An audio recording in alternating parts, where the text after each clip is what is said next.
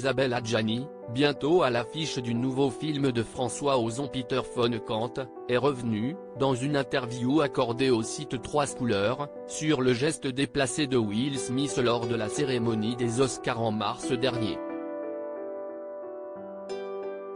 Il avait alors giflé l'humoriste Chris Rock après que celui-ci s'est moqué de l'alopécie de sa femme Jada Pinkett Smith.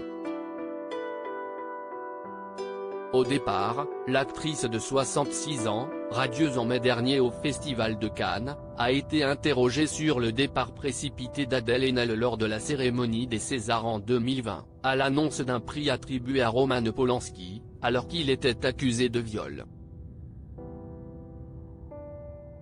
Pour rappel, elle avait accusé quelques mois plus tôt le réalisateur Christophe Ruggia de l'avoir harcelée et d'avoir abusé sexuellement d'elle de ses 12 à ses 15 ans. Je l'ai pris pour ce que c'était, un moment sans artifice, a réagi Isabelle Adjani, avant d'établir un lien entre cette séquence et celle de l'acteur américain aux Oscars. Ça ne va pas être politiquement correct de dire ça, mais si est comme le geste de Will Smith. Je ne le prends pas mal non plus. Ce geste d'Adèle Haenel, je ne l'ai pas vécu comme une exclusion de Polanski, une mise à mort de son être artistique, a expliqué l'actrice, qui avait récemment fait des révélations sur sa vie sentimentale. Ce geste me touche, je trouve ça incroyable, cette façon de puritaniser absolument toute action un peu en marge, un peu punk.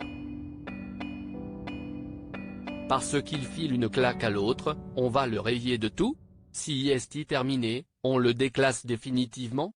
Quel cauchemar. Peut-être qu'il aurait mieux fait de prendre un Xanax avant d'y aller, si est sûr. Mais bon. Si est tout à coup la vie qui surgit et fout le bordel dans tout ce cérémonial. Moi, ce geste me touche. Je préfère ça à la bonne conduite. Et Adèle, si est la même chose, c'était comme une électrocution liée à son post-trauma, a-t-elle poursuivi. Cette scène avait évidemment fait le tour de la planète pendant de longues semaines, à travers des messages publiés sur les réseaux sociaux ou encore des débats sur des plateaux télévisés. Cette claque n'a pas été sans conséquence pour l'acteur de Men in Black, car il a été évincé de l'Académie des Oscars pendant au moins 10 ans. Dévasté après cela, il s'est notamment engagé à travailler sur lui-même et ses problèmes de violence.